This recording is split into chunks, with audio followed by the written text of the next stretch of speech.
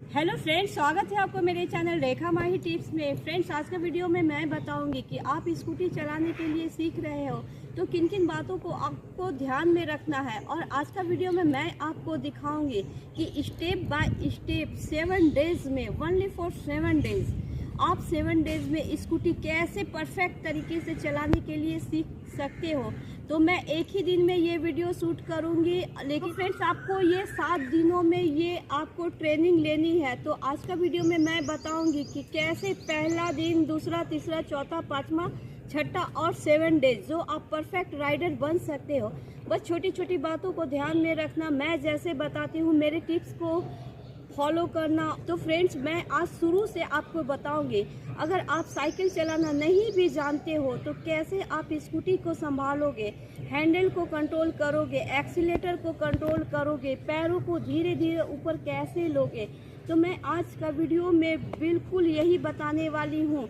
तो फ्रेंड्स, इसी तरह से वीडियो में बने रहिए। फ्रेंड्स, अगर आपको आज की वीडियो अच्छी लगे तो प्लीज़ लाइक कर देना और मेरे चैनल को सब्सक्राइब कर लेना। तो चलिए फटाफट वीडियो को स्टार्ट करते हैं।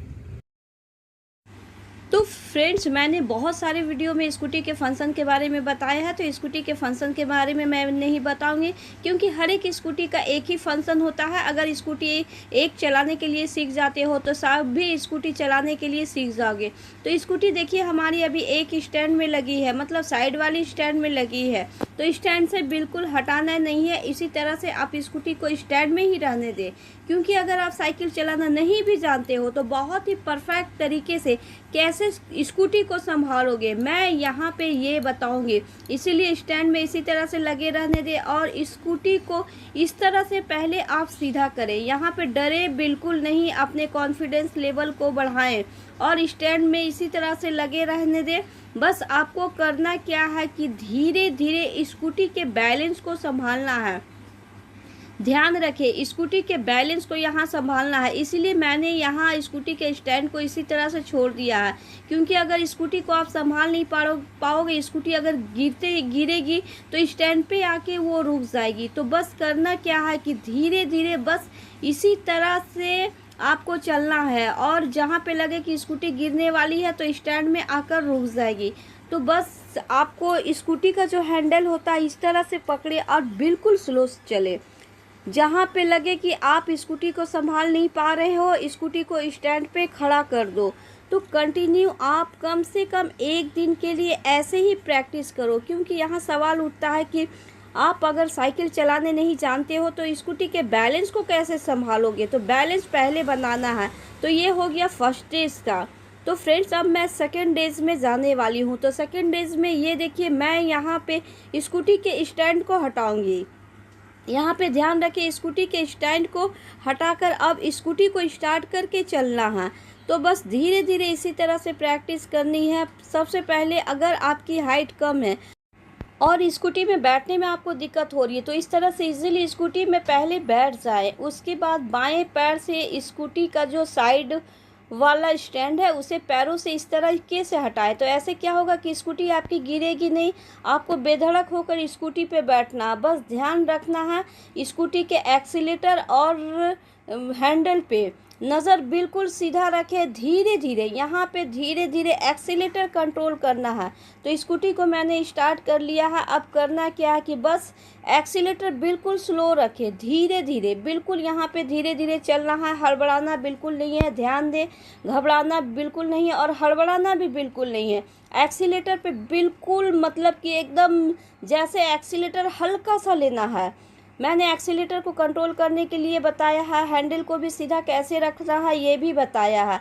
तो इस तरीके से आप मेरी सारी वीडियो को देखिए और पैरों को, दोनों पैरों को देखिए, ध्यान से देखिए दोनों पैरों को मैंने ज़मीन पे कैसे टिका के रखा है। अगर आपकी हाइट कम है तो थोड़ा सा हील पहने। यहाँ पे देखिए मैं कैसे हील पहनी हूँ, हल्का सा हील पहने और बस इस तरीके से हल्का सा एक्सीलेटर ले, एक कदम चले, फिर रुके, फिर एक कदम चले, फिर रुके। बस यहाँ पे हैंडल को सीधा रखें। हैंडल जितनी बार मुड़ेगी टेढ़ी मेढ़ी जाएगी, हैंडल को सीधा करें, फिर सीधा चलते बने। दोनों पैर को ज़मीन पे अच्छी तरह से टिका के रखना। अगर हाइट कम है, अगर हल्का सा पैर भी आपका टच कर रहा है, सामने वाला अगर तलुआ भी आपका हल्का सा ज़मीन में टच कर रहा तो उसे टिका के रखिए। और बस यहाँ पे स्कूटी के बैलेंस को आपको संभालना है। तो बस धीरे धीरे बिल्कुल स्लो चलना है। एक्सीलेटर बिल्कुल तेज़ ना करें, हल्की हाथों से एक्सीलेटर के ऊपर में मुट्ठी बांध के हाथों को रखें और धीरे धीरे ऐसे चले, एक कदम चले फिर रुके। मतलब जैसे बच्चे होते हैं ना कि बच्चे चलना सीखते हैं तो पहली बार जब चलते हैं फिर गिरते हैं, चलते हैं फिर गिरते हैं, तो आपको भी बस वैसे ही चलना, एक कदम चले फिर रुके, एक कदम चले फिर रुके। तो आपको दूसरा दिन ऐसे प्रैक्टिस करना है। तो फ्रेंड्स दूसरा दिन तो आपने प्रैक्टिस का मतलब स्कूटी का बैलेंस बनाने के लिए सीख किया, हल्का फुल्का बैलेंस भी बन गया। अब तीसरे दिन के और चलते हैं। तो तीसरा दिन करना क्या है कि एक्सीलेटर को धीरे धीरे कंट्रोल करें। मैंने देखिए कैसे मुट्ठी बांध के धीरे धीरे रखा और पैरों को देखिए ज़मीन पे कैसे टिका के रखा। यहाँ पे आपको पैर अभी बिल्कुल नहीं उठाना, बस पैरों को हल्का सा ज़मीन से टच कीजिए फिर हल्का सा ऊपर खींचिए। मतलब यहाँ पे जैसे पैर को घसीटते हैं ना, तो बस पैर को आपको घसीटना है, पैर को बिल्कुल उठाना नहीं है। ध्यान रखें, पैरों को आपको घसीटना है। तो इस तरीके से पैर को घसीटते हुए और हैंडल जितनी बार टेढ़ी मेढ़ी जाए उसे सीधा करें, पैरों को घसीटते हुए। इसी तरह से 3rd डेज आपको चलना है। तो चलिए अब 4th डेज की ओर चलते हैं। तो चौथा दिन होता है बहुत इम्पॉर्टेंट, क्योंकि धीरे धीरे पैर अब आपका ज़मीन से उठने वाला है। तो अचानक ज़मीन से पैरों को उठाना नहीं है, बस इस तरीके से पैरों को ये देखिए हवा में लहराना है। मतलब जैसे हवा में कपड़े लहराते हैं ना, तो पैरों को भी आपको हवा में लहराना है। तो धीरे धीरे पैरों को धीरे धीरे हवा में लहराते हुए इस तरीके से थोड़ा सा ज़मीन से ऊपर करके धीरे धीरे एक्सीलेटर को बिल्कुल कंट्रोल करते हुए धीरे धीरे आपको हवा में लहराते हुए आपको चलना है। यहाँ पे क्या होगा, एक्सीलेटर भी कंट्रोल होगा। और एक्सीलेटर बिल्कुल स्लो रखें, नज़र बिल्कुल सीधा रखें, नज़र बिल्कुल हैंडल के ऊपर में नहीं रखना है। जहाँ पे आपको लगे कि आपका स्कूटी का बैलेंस डगमगा रहा, पैरों को ज़मीन पे टिका ले। तो यहाँ पे देखिए मैं पैरों को हल्का सा कैसे ऊपर की हूँ, मतलब यहाँ पे क्या है, कम से कम 2 इंच ऊपर मेरा पैर है। तो पैरों को हल्का सा ज़मीन से हल्का सा ऊपर की ओर रख के धीरे धीरे स्कूटी के बैलेंस को संभालते हुए आपको स्कूटी चलाना है। तो चलिए अब 5th डेज की ओर चलते हैं। तो 5th डेज होता है पैरों को ऊपर करना।